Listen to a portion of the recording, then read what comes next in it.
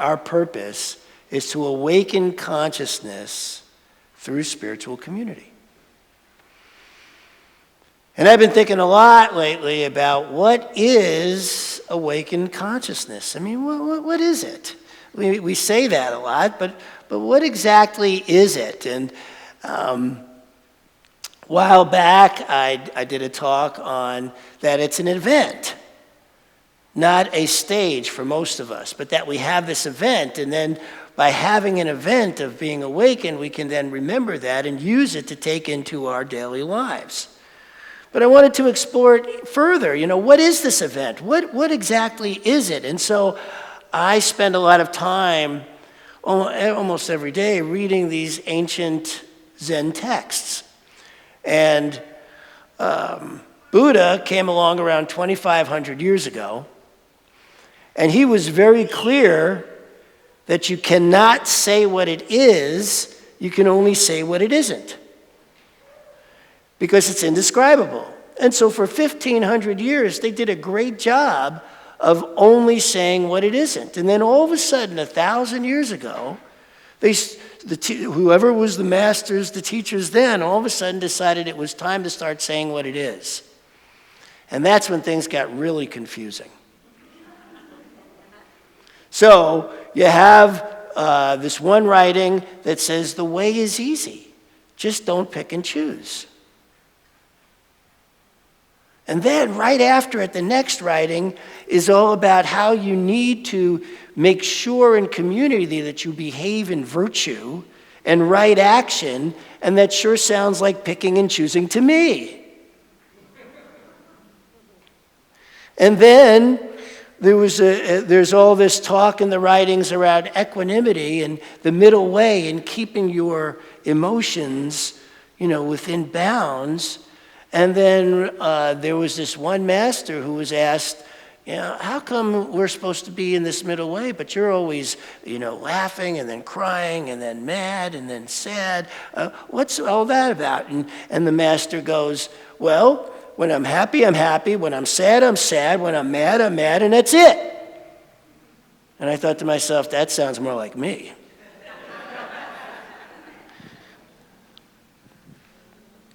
And so I kept looking at all these and trying to find where is it in here? And there were a couple of things that came to me about all this. The first is that whatever you're doing, being present is an awakened state. If you're in the moment, if you're right here, right now, you're not falling back into the past, you're here. That's an awakened state. However you're responding to it, right? There are those, and how you respond to it has got to be as different as there are snowflakes. There are no two snowflakes the same. So you're not going to respond, being in this moment, the same way I am. Some of you will lean more towards equanimity. Others of you will lean more towards, just being in the moment, and however you are, you are. But I noticed that there are a couple of things that I've spoken about before that do seem generic, like the side effects. I have never met anybody, as I have said many times and will say many times again, who has been in an awakened state who wasn't more, or in the process of awakening, who wasn't more compassionate, more kind, more loving, less judgmental towards themselves and others. That's a side effect that seems to be across the board, no matter how your personality plays into being awakened. So we're all going to be in this state differently, but it is about being in the moment. I saw this video, a study. This guy was talking about this study that was done on the top 25 tennis players in the world. And what he was saying is what they discovered is once you're in the top 25, your skill level is pretty much about the same. I mean, there's not a lot of difference in skill level from the number 1 player to the number 25 player. But they wanted to know what was the difference between the top 5 and the other 20. And what they found is the difference was their ability to let go of the last point. Their ability to say that was, just go, and then say something positive to themselves about the next point. That they did that better than the other 20. And that if anybody was going to move into that top 5, that was the thing they needed, besides continuing to develop, build their skill, that was the real deal difference. And so Roger Federer, and if you don't know that name, he was not only the top number 1 player in the world for many years, many consider him the greatest tennis player ever, sorry?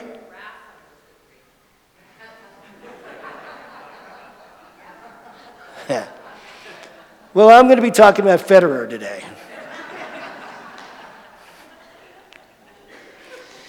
I got to watch a video of him doing a commencement speech at some college where he was talking about his success as a number 1 player. And this is what he said. He said, when I was number 1, I was winning over 80% of my matches. But I was only winning 54% of my points. And he said, what made the difference? Why I was able to win the matches was my ability to let go of the last point and focus on the one that was coming and give it everything I got with a positive attitude that this one was mine and that I could do that every single time, whatever happened with the last point. And I thought, yes, that's awakened, right?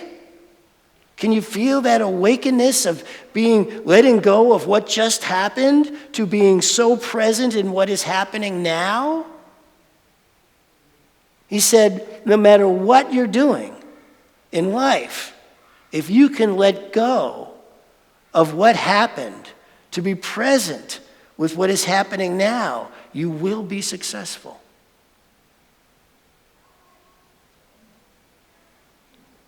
And so I thought, that sounds awakened to me now. I don't know how he is with the rest of his life. But when it came to tennis, that sounds like what we're looking for here. Right? Now, in tennis, they have this fierceness. There's a winner and a loser and things of that nature. So I'm separating that piece. It's like the wheat from the chaff kind of thing.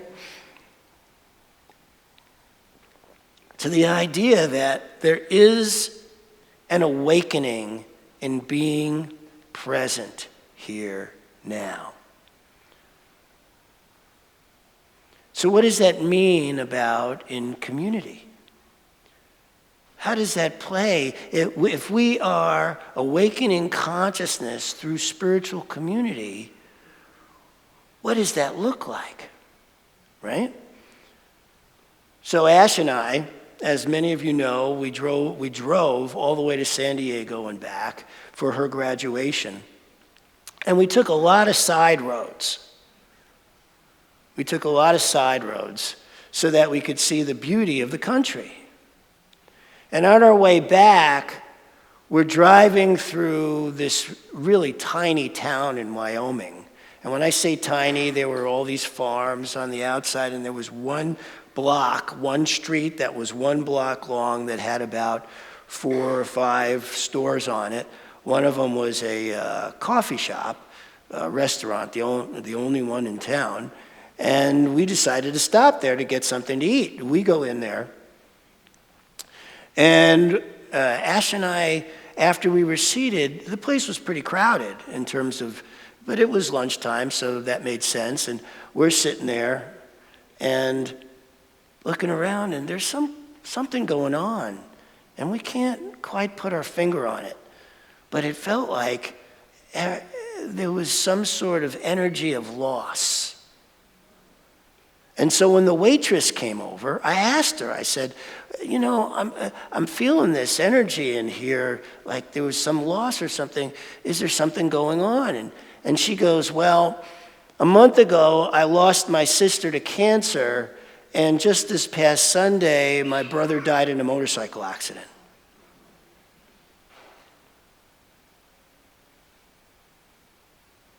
And I was like, oh my God, I am so sorry for your loss. And I looked around, and now I could see what was going on. Is this woman who just shared this with us, her eyes were glazed over. She was saying these words, but she was not feeling it. But all these other people in this place were, and they were keeping their eye on her. She was surrounded by a safety net of people who clearly cared about her, who were in that restaurant for the sole purpose, because they were just sitting around drinking coffee. Few of them, it wasn't like they were in a hurry eating or anything. They were just all sitting around. And at some point, the dad came in, and he was very sad, and people got up and hugged him. And then they went back to their seats, and they all had their eyes on this woman, this young woman, who at some point is going to be impacted by what she shared. And they were all there as her safety net. And as I'm sitting there looking at this, I thought of us. I thought, that's what we are for each other. We are that small town inside this big city that can be that emotional safety net for each other. Now, we can't be everything for all people, right? Don't be asking me to borrow money.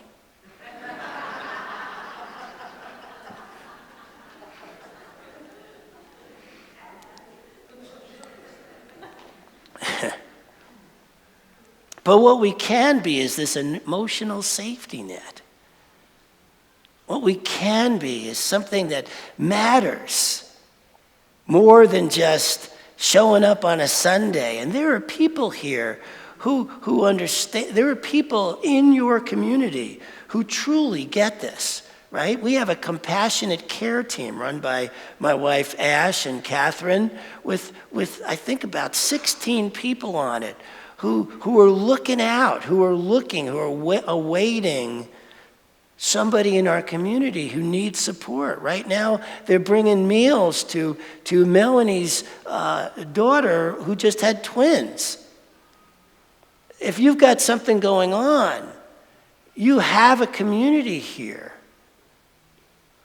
I'd set up these coffee dates with any of you who want to go and get to know each other better so that we can be deeper in community. And I've been doing this for a year and a half now, and people still call me. I have about 3 to 5 of those a week.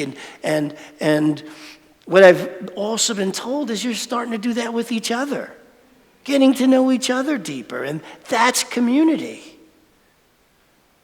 And that's awakening, because what we're bringing to this is more compassion, more kindness,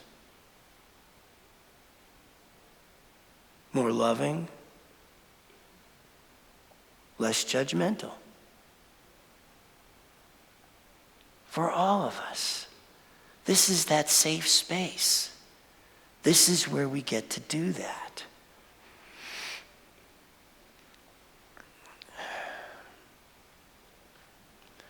So what is enlightenment?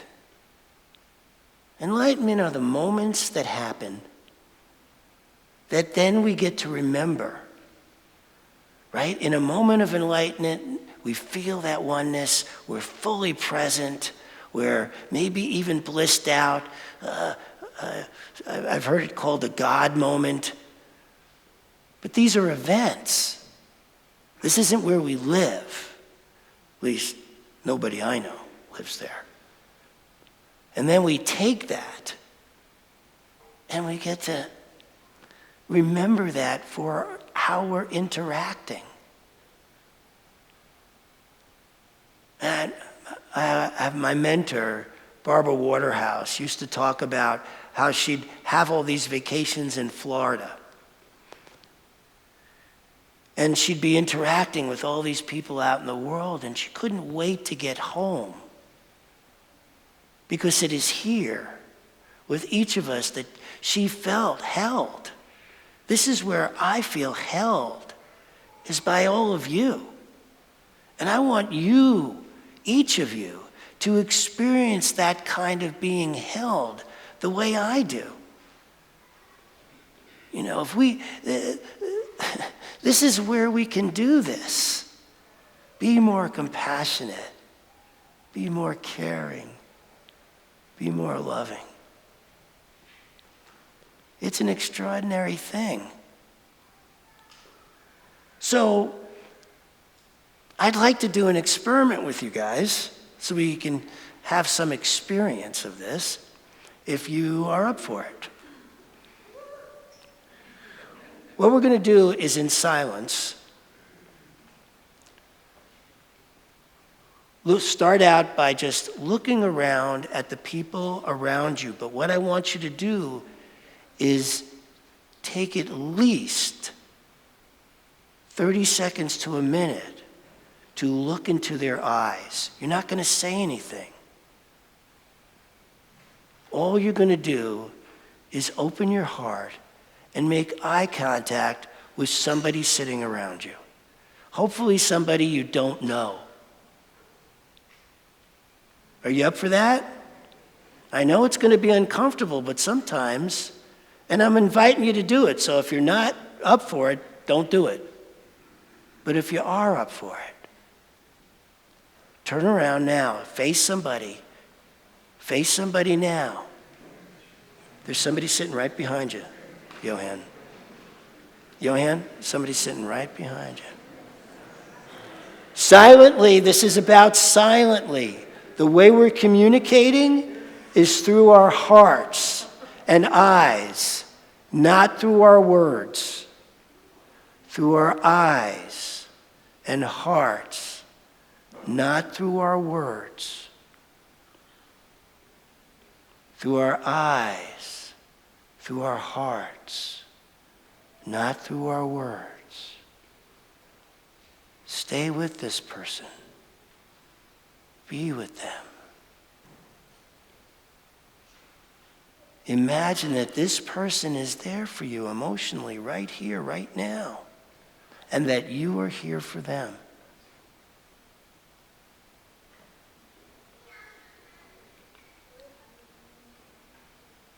Feel it as deeply as you can.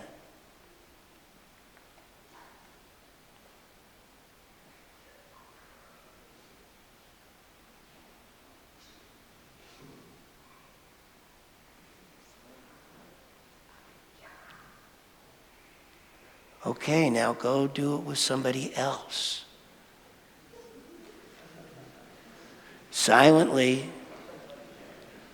The silence holds the sacred. The silence holds the sacred.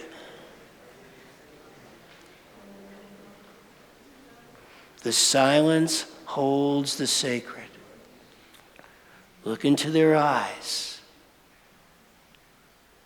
The silence holds the sacred.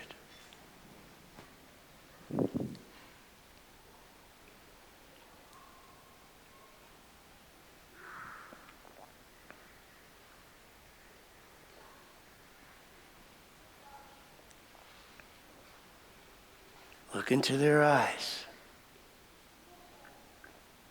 The silence holds the sacred.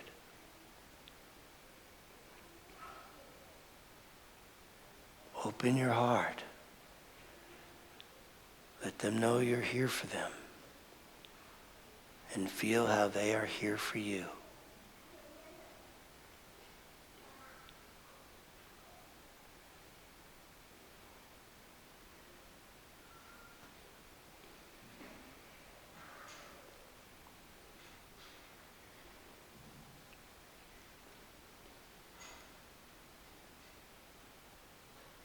Okay, one more.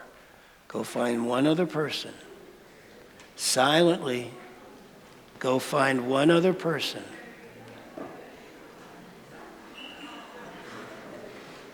Three is a magic number. Go find one other person. The sacred is in the silence. The sacred is in the silence. The sacred is in the silence. Open your heart.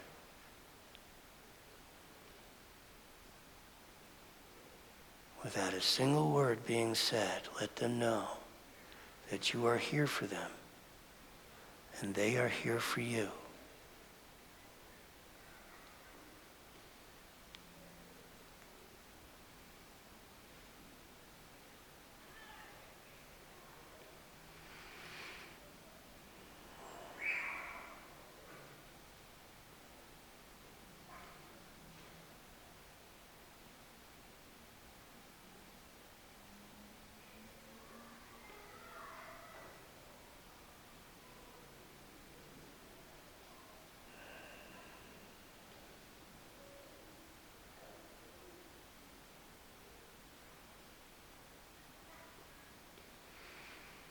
All right, come on back to your seats.